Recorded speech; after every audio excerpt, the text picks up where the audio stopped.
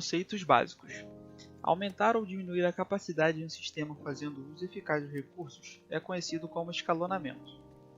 Um sistema escalável pode lidar com um número crescente de solicitações sem afetar negativamente o tempo de resposta e o rendimento. Na engenharia de software, o escalonamento é uma propriedade desejável de um sistema, rede ou processo, o que indica sua capacidade de lidar com quantidades crescentes de trabalhos de uma maneira elegante ou de ser ampliada. Por exemplo, pode-se referir à capacidade de um sistema de aumentar o rendimento total da máquina quando recursos são adicionados, normalmente o hardware.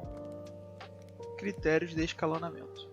Existem 4 tipos de critérios para haver escalonamento. Um deles é o uso da CPU, que se espera que o processador esteja sempre ocupado.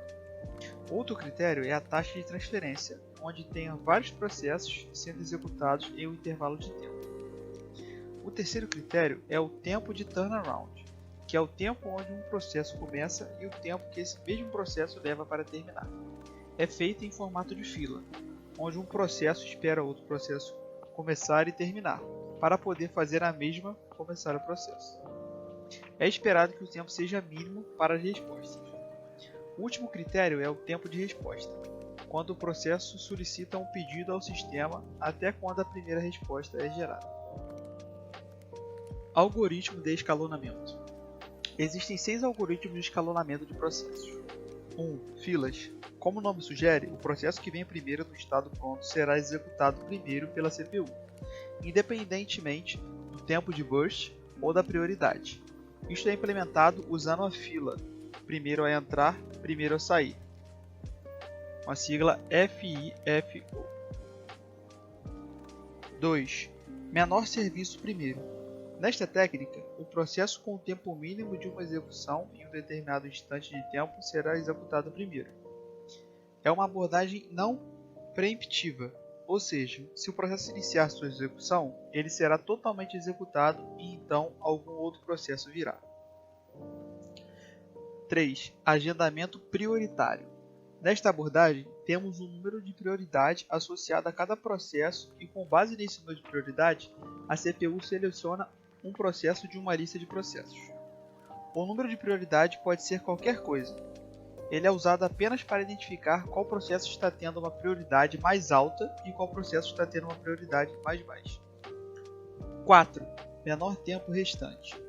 Aqui, a cada instante, a CPU verificará se há algum trabalho mais curto. Por exemplo, no tempo de 0 milissegundos. Temos P1 como processo mais curto. Assim, P1 irá executar por 1 milissegundo, e então a CPU irá verificar se algum outro processo é menor que P1 ou não. Se não houver tal processo, P1 continuará em execução pelos próximos 1 milissegundo. E se houver algum processo menor que P1, então esse processo será executado. Isso continuará até que o processo seja executado. 5. Agendamento de round robin. Nesta abordagem de escalonamento de CPU, temos um quantum de tempo fixo e a CPU será alocada para um processo por aquele período de tempo.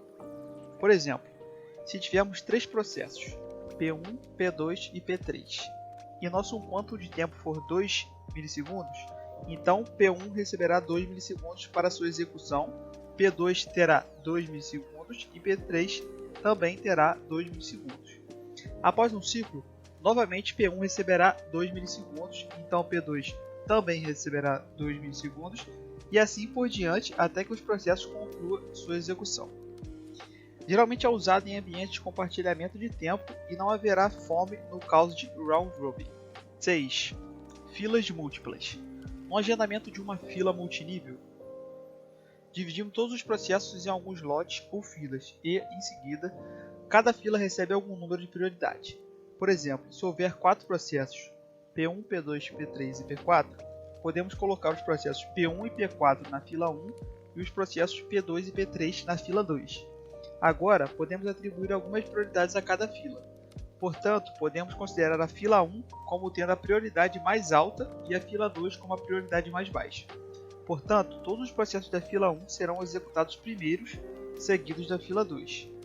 Dentro da fila 1, podemos aplicar algum outro algoritmo de escalonamento para a execução de processos da fila 1, semelhante ao caso da fila 2.